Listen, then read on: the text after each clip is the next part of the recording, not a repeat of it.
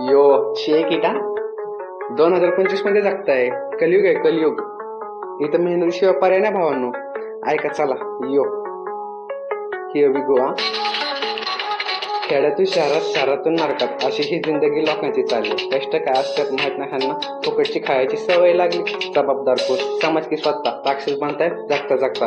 कलियुग कळते भाऊ ह्यांना. बघता गाडी फिरते, पर्यंत करते भारतात थापता. सोशल मीडियाने ह्यांची वाट लावली. झोपाली तर ओटीटीवर रात्र निघते. मित्रमंडळी पण बोलतात काय, भाऊ बघती तुझ्याकडेच बघते. पेन्सिल वापरायच्या वयात हार्ट ब्रेक होईल. दुधामध्ये गांजा टाकून मिल्कशेक प्यायले. घरात त्यांच्या 4G ला रेंजच नाही.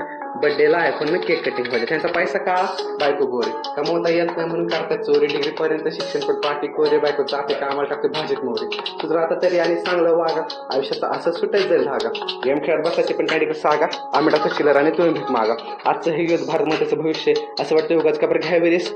जयदीपबद्दल तर मी बोलणार पण नाही, कारण ते एकमेकांमध्येच बघा झालेत मिस. पोरगी शिकली, प्रगती झाली. निळ्या ड्रममध्ये भाऊ डेड बॉडी आली. हे दुष्कृत्य करताना जीवन हादरला, असं खूप काही घडलं 2025 साली.